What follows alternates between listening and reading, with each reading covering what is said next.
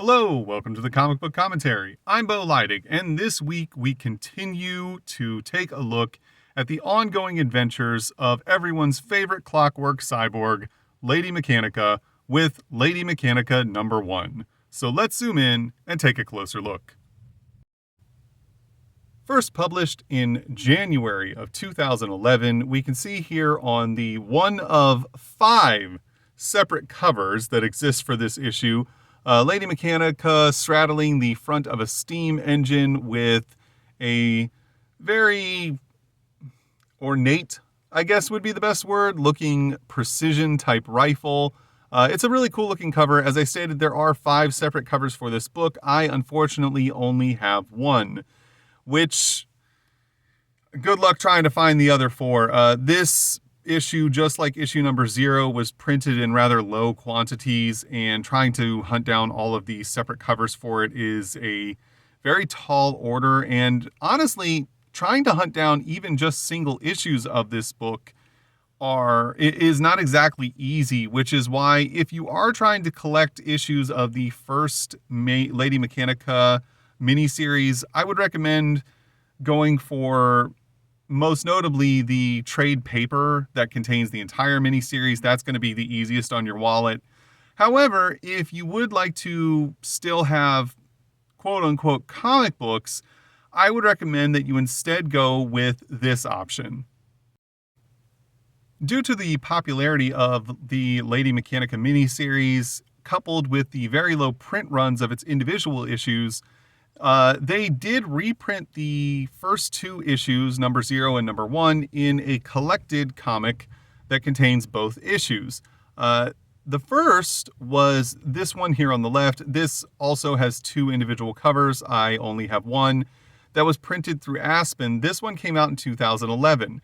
However, going forward, Joe Benitez would eventually leave Aspen and go on to publish Lady Mechanika through other venues. So these 2 here were both printed in 2015 and released solely through Benitez Productions, as far as I can tell. I would like to note that the 2 separate covers also have 2 separate numbers on the bottom as well. This one being 0, this one being 1, which I thought was a cool little touch.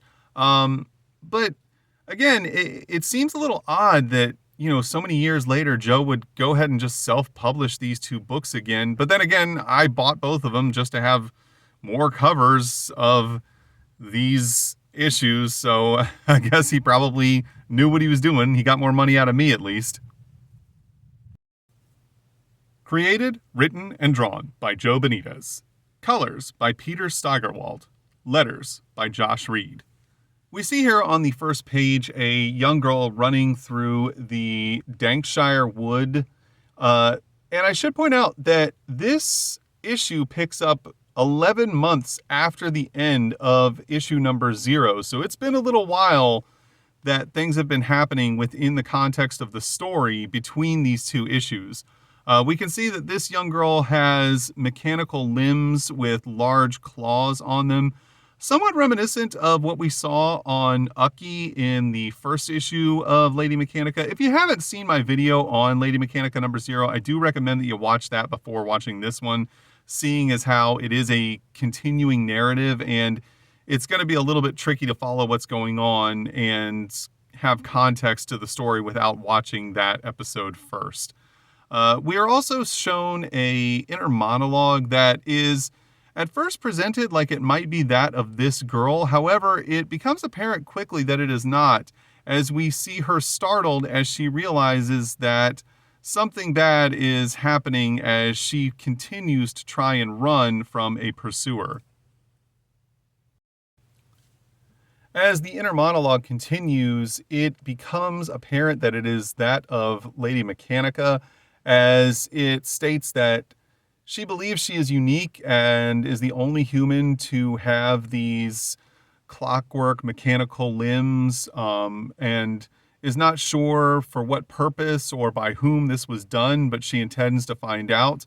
However, the young girl here is facing the same questions as she wonders what has been done to her, and then realizes that her pursuers are now upon her. She pleads with them to please leave her alone. However, they are dead set on bringing her back to wherever she is trying to escape from, as we see them use an electrode type of taser weapon and hit her in the back. However, this seems to have basically almost no effect, as she turns around and slashes across the neck one of the pursuers with her large talon-like claws. The rest of them continue to try and hit her with the electrodes, as their commander states that she is to be subdued and that they want her alive. However, they rebuttal that these electrodes are having little to no effect, and they don't seem to have an answer for her as she continues to whittle down their numbers, as one man states that he is dying, the other one being stabbed directly through the chest by her talons. And the commander decides that it's time to take matters into his own hand, and that into his own hands, and that one bullet is not going to kill her. We see the commanding officer draw his pistol and open fire, despite the subordinate under him pleading with him not to, as he states that the girl is too close to the cliff. However, she is struck by one of the CO's bullets and goes over the side of the cliff. The subordinate then wonders if she is dead, and the commanding officer steps to the side of the cliff to see that she has conveniently landed on top of a train, and that he can see her moving, and that she is indeed alive as the train speeds away. However, they are then approached from behind by their commanding officer, the one overseeing the entirety of the mission, one Commander Winter, who is not too happy with Field Officer Hollister, who has allowed the subject to escape. He begins to try and apologize. However, she doesn't wait for his excuses, as she stabs him directly through the throat with a cutlass of some sort, or perhaps a saber, and then kicks his body over the side of the cliff, stating that he is in fact an imbecile. We then see that Commander Winter puts one of the other officers in charge instead of Officer Hollister, and states that she wants to make contact with their home base, and that they have got to head off the train, as it is heading straight for the heart of Mechanika City. As the sun rises the next morning, we can see the train coming around the bend with the girl still holding on top as it approaches Mechanika City, the most technologically advanced city in the entire world. And we are also given speech bubbles that are a conversation between a man and his daughter, the young girl being very impressed at the technological marvel of the city, asking her father many questions about, how the city operates and whatnot. And then the man explaining to her that her own grandfather was very instrumental in the development and building of Mechanika City and all of its technological wonders, and that it is also a place that houses a large university to help educate the world and be a place of collective knowledge for all of the world's technological advancements. As the train pulls into the station and comes to a stop, we see the man get off with his daughter, but we also see the injured girl from the night before coming off of the train barefoot and covered in a blood-like substance, as she moves through the crowd very disoriented and weak, asking for someone to potentially help her, as we see her arm is starting to fall apart and separate from her body. She collapses. A police officer comes up and asks if she needs any help, and then realizes that she is in very bad condition and that she's in immediate need of medical attention. On the next page, we see an advertisement for another Aspen title, The Scourge, issue number 3. I'll be honest, I do not really know anything about The Scourge. It looks like it might be an interesting title, and if you have read it or know anything about it, please feel free to let me know about it in the comments section, as I am somewhat interested in what this book was about. We then see that the girl is barely holding on to consciousness as she asks for help from the police officer. He shouts out asking if there is a doctor anywhere nearby in the station. The man and his daughter stop as they hear the commotion. The young girl stating that he needs to help out as he states he heard the plea and asks her to watch over their luggage. Surprisingly enough, despite the fact that the officer seems somewhat panicked about what he's seeing, the doctor that we have met in the earlier issue of Lady Mechanika number 0, Dr. Littleton, doesn't seem to be in all too much of a rush to get to the scene and assist whoever is in need of medical attention. As he approaches the officer, he asks the officer to please hold onto his hat while he leans down to inspect the young woman who has collapsed. Another bystander stating that she has mechanical limbs, and he believes that this is indeed the Lady Mechanika, as she is still a mysterious figure within the city. He then bends down to check her pulse. The police officer asks what her condition is and what needs to be done. However, Dr. Littleton then tells the police officer that she has expired. Meanwhile, back in the Darkshire Wood, we see that Commander Winter is radioing back to her superior to inform him that the subject has escaped and is en route to the city, but assures him that the officer who was in charge and responsible for this mistake has been dealt with. The man that she answers to then responds that he wants her to proceed with caution as Commander Winter continues to hunt down the subject, because the city is definitely her territory, and that if she finds out about the young girl, she will no doubtedly get involved. The her, of course, being Lady Mechanika. And Commander Winter then states that she understands, but also states that she has a score to settle with Mechanika, as does the mysterious man who is very obviously Lord Blackpool, but, they're trying to keep it a mystery for some reason. Also, meanwhile, outside of the city, within the suburbs of Mechanika, we see a large house, the home of Professor Littleton, who is the father of Dr. Littleton. As the housemaid opens the door in response to a knock and and is greeted by a woman she has never met, who wants to speak to Dr. Littleton, who has just arrived this morning. The maid, Mrs. Havendash, asks the woman what her name is and who she should say is calling, and, of course, Lady Mechanika states that she is indeed Lady Mechanika, and that Dr. Littleton will most likely remember her from their encounter nearly a year prior.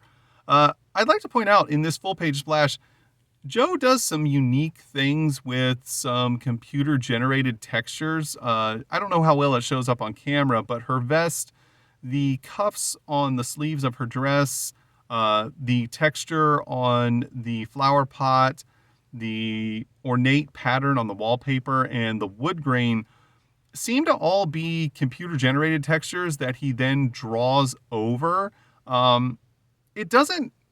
It's weird. It's noticeable, but it doesn't detract from the overall artwork, and it doesn't seem out of place. It's actually a really cool idea, and I like what he was doing with it. It seems to really add like a sense of depth to the image that would otherwise not be there. And though he doesn't do it in every single page of the book, it is really cool on the few pages that he does.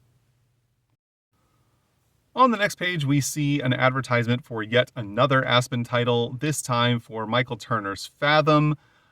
This apparently is somewhat of a Cliff's Note, get you up to speed issue that is supposed to give you everything you need to know from Fathom volumes 1, 2, and 3. My assumption being that the early issues of Fathom were probably in very low print runs, the same way as the early issues of Lady Mechanika, and therefore were somewhat difficult to find. This probably a means to try and get people up to speed on the Fathom story.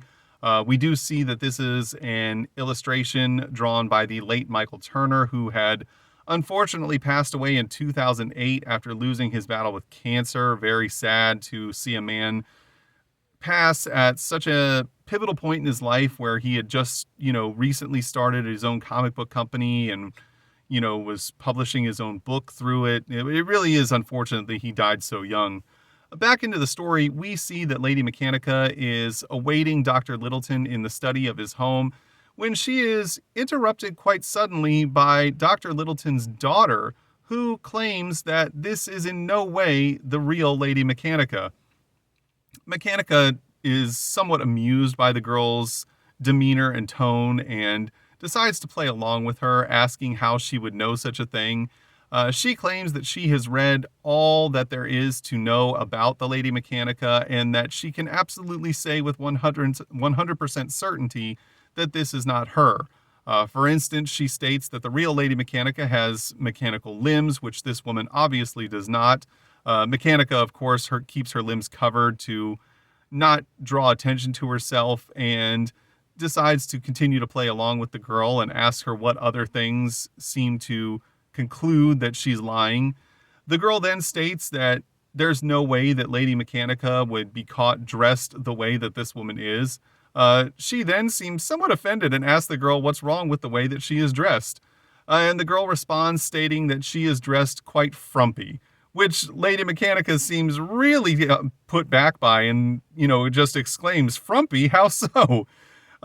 She states that the outfit she's wearing would seem, somewhat admissible or appropriate for her grandmother or perhaps even Mrs. Havendash, but that the Lady Mechanika would never be wearing so much frumpery to get in her way of being able to fight villainous foes throughout the city.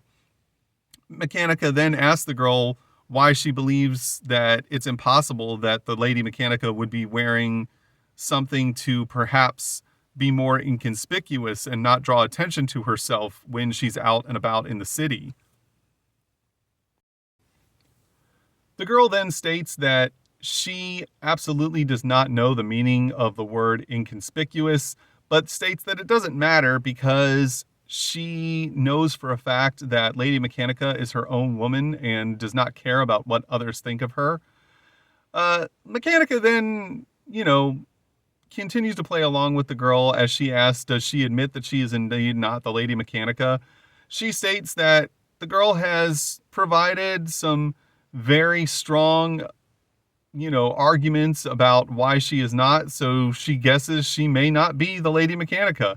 The girl states that, of course, she was right as Dr. Littleton finally arrives in the study, saying hello to Lady Mechanika. However, he is cut off by his daughter as she tells him that this is definitely not the real Lady Mechanika and that she doesn't know who she is, but that her father should be very, very, careful about trusting anything that she has to say as his daughter then exits the room.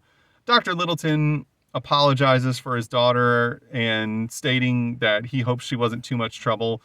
Mechanika states that she wasn't bothered by it, but immediately demands to know what Blackpool Armaments had to do with the mechanical girl that Dr. Littleton found at the train station that morning.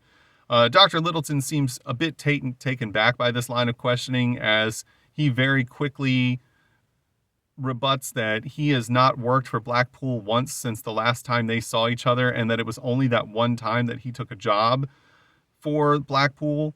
Mechanika seems to be a little bit skeptical and, asks that if she's to believe that it was just a mere coincidence that on the same day that he arrives in Mechanika City, that he just happened upon another mechanical girl who was dead in the train station. He states that this is in fact the case and that he is actually in the city for Mechanicon, which is an annual event that takes place within Mechanika City where all of the world's greatest minds get together to show off advancements in technology and inventions. He starts to get a little bit overzealous about his explanation of how excited he is when he's cut off by Mechanika, who asks if he can please draw the shades, which he does. She then removes her glasses, implying that perhaps whatever has been done to her eyes makes them incredibly sensitive to light, as she seemingly can't deal with bright lights. It's not expressly stated, but that seems to be the overall consensus of what's being, told by this. She then continues to ask what exactly happened to the girl. Littleton responds that he isn't exactly sure, as she had already died by the time he got to her. However, he states that she had a gunshot wound and several burn marks on her, and that her mechanical limbs seemed to be deteriorating as he approached her, and that she was covered in blood, but that her blood resembled more petroleum than blood itself, and that he believes that she actually died simply from bleeding to death. Mechanica asks if her limbs were in any way similar to that of Mechanica's herself. Dr. Littleton states that he would need to examine Mechanica's limbs to give any type of, consensus about whether or not that's the case. So she seems a little bit off put by exposing her limbs to him, but realizes that it's what she'll have to do to get the answers that she seeks, and reluctantly pulls up the sleeve of her dress. We then see a large 2-page splash ad for Charismatic number 0, which is another Aspen title that I know basically nothing about. I'll be honest, I don't have the deepest of knowledge about Aspen Comics or any of the titles that they produce. Lady Mechanika is kind of where it starts and ends for me. Not that I ever had anything against Aspen as a company. I always felt like their quality of artwork and their books was always very high. It was just that at the time that they were getting started in their publishing, I really just didn't have a lot of extra money to throw around on, just random books that I saw on the shelf. It was more so just kind of keeping up with the ones that I really wanted to keep up with. So a lot of Aspen's titles just kind of passed me by, and I wouldn't mind finding some of these and going through them now, but again, print run's not super high, so it can be a bit of a challenge to try and find these books in single issues. We then see an advertisement for Fathom Blue Descent number 2, once again, another Aspen title. And as the story continues, we see Dr. Littleton approach Lady Mechanika to inspect her arm. He states that her components seem far more advanced than anything he saw on the girl in the train station earlier that day. As he continues to inspect, we see that Mechanika seems rather off-put by having to show anyone her mechanical limbs. He then states that the girl at the train station had components that were actually quite rough and coarse, and that Mechanica's are very smooth as he reaches out and touches her arm. However, this seems to cross a boundary line with Mechanika as she reacts by slapping the doctor across the face.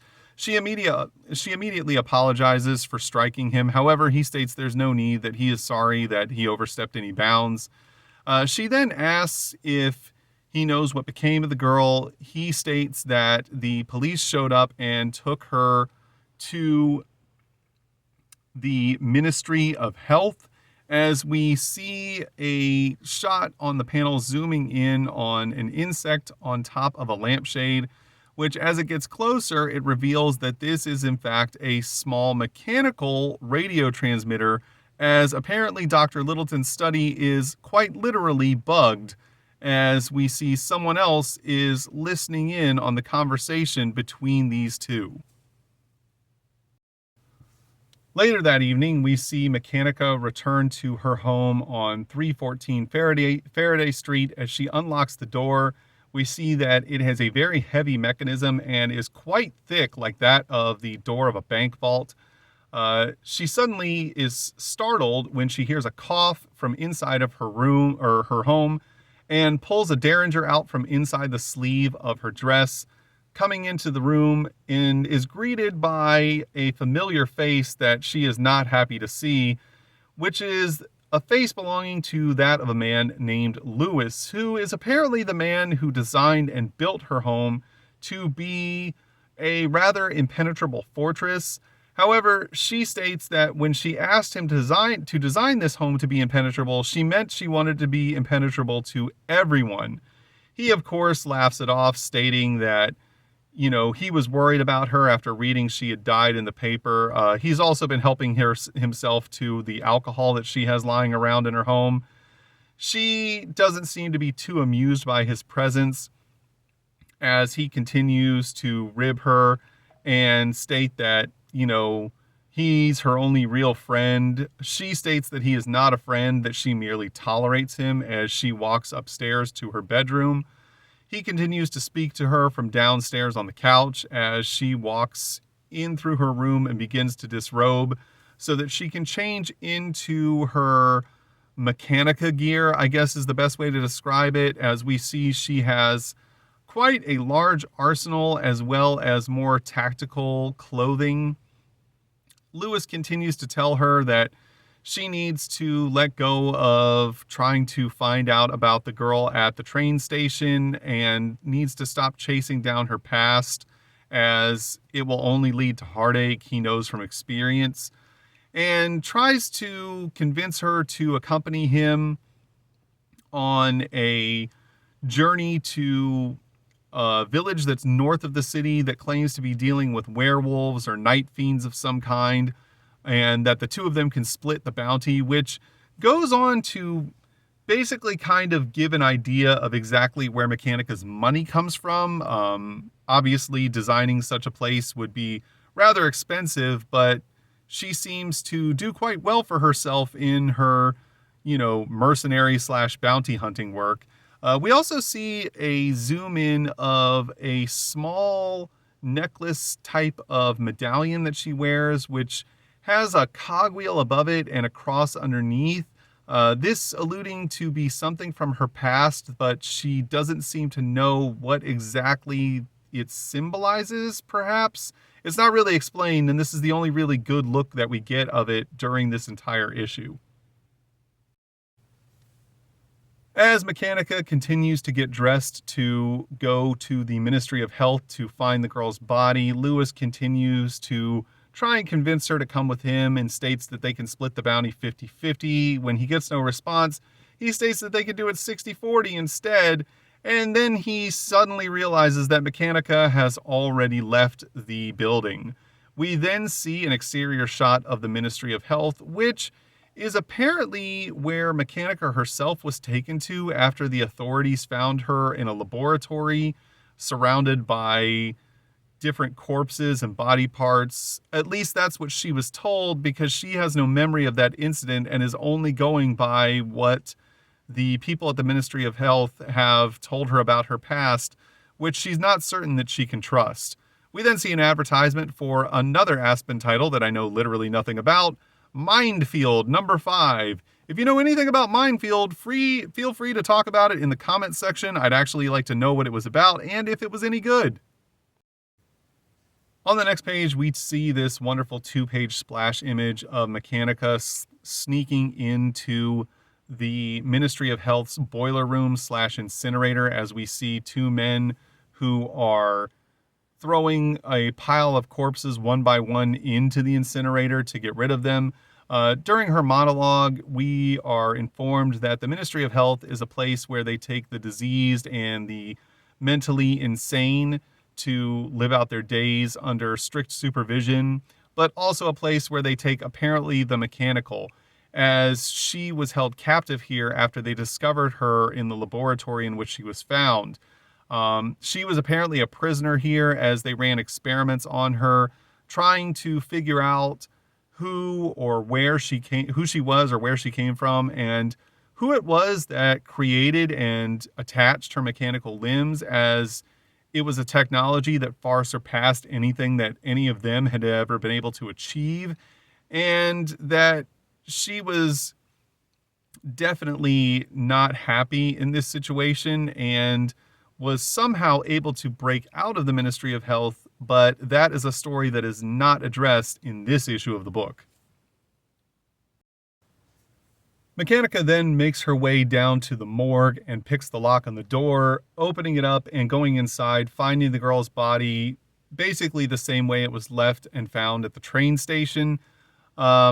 She then begins to inspect the girl's body, but also talks to the girl, basically, just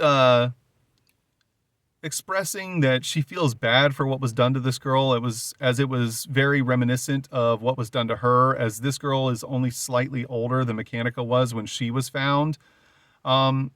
She's also very upset about the fact that this girl's life was stolen from her and that she would never have the chance to find love and marry and have children of her own, which is something that Mechanika also feels like she was cheated out of.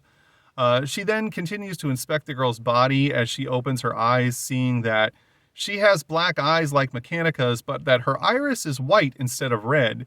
She also then finds out that the girl is a Romani and that the mechanical limbs that she has, while having a somewhat similar appearance to that of Uki's, are actually far more advanced than any of his components, which leads her to wonder if this girl was built by the same person that made Uki or someone entirely different. She then decides that she's never going to find the answers as long as she's here, and that she needs to get this girl's body to a safer place so she can continue her examination. She picks up the girl's body and proceeds to move it through the facility as she plans on taking this girl back to her home, and is about to make her way out of the facility when she is suddenly cut off by a mysterious figure who was following her apparently the entire time. The figure, realizing that he has the drop on Mechanika, wastes no time in pressing his attack as he thrusts his hand forward, which apparently releases some sort of invisible blast of force, possibly telekinetic, maybe magnetic in some way, as it knocks Mechanika down off of her feet as she loses her grip on the girl's body. The figure then clenches his fist, which grabs the girl in midair and pulls her toward him. Mechanika, on the other hand, was slammed backwards into the wall, her head smacking against a pipe. This, of course, disorients her as she sees the figure carrying the girl's body disappear into the fog.